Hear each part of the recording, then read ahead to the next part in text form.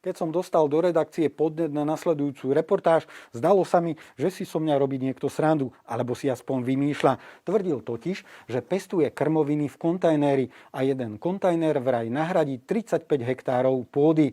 No už posúďte sami.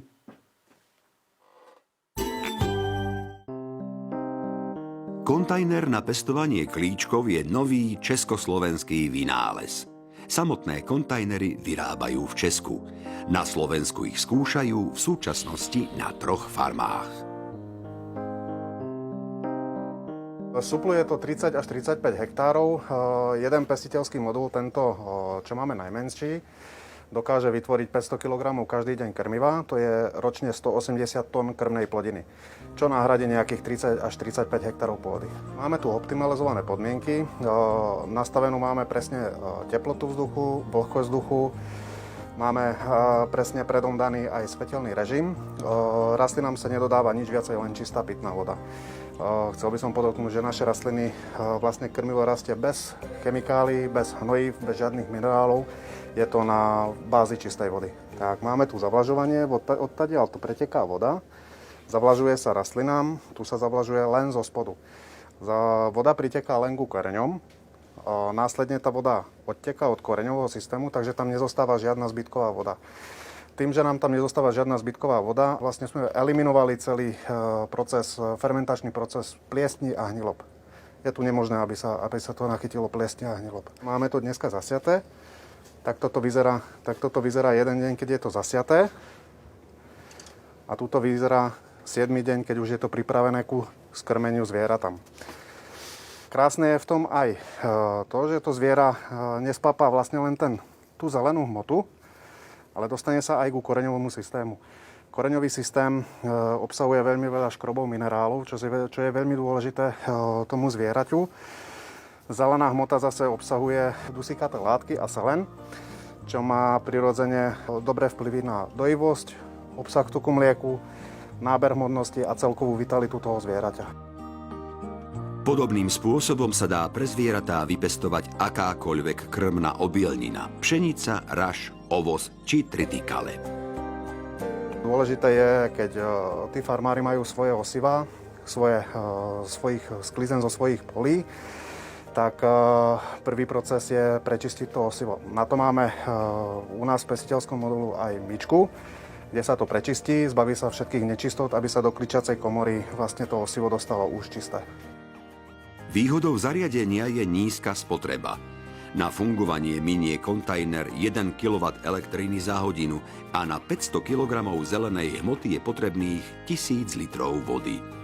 Odpadová voda môže byť použitá ako pitná pre dobytok, dokonca dokáže nahradiť melasu. Pri pestovaní rovnakého množstva plodiny na poli potrebujete až 10-krát viac, teda 10 000 litrov vody, ktorá sa už nedá opätovne použiť. Jeden z kontajnerov skúšajú aj na rodinnej farme Uhliská v Nemšovej, kde sme nakrúcali. Chovajú tu mäsový dobytok, ale aj ovce a kozy, najmä na mäso. Okrem nich sú tu ustajnené kone, ktoré využívajú na agroturistiku. Farmári obrábajú 160 hektárov pôdy. A prečo sa rozhodli pre klíčkový kontajner? Bohužiaľ, vzhľadom na posledné suché roky sme potrebovali nejako vyriešiť situáciu, čo sa týka zeleného krmiva. Tie zvieratá, keď nemajú to zelené, darmo im budete dávať senáš.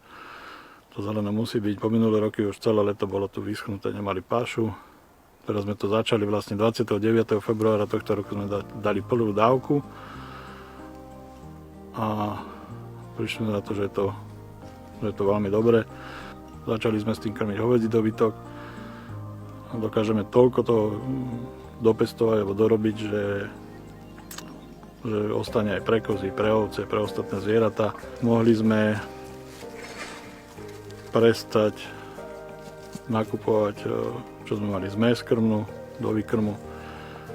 Už teraz výlučne krmíme týmito klíčkami. Ten hovädzí dobytok už v krátkej dobe bolo vidno zmenu.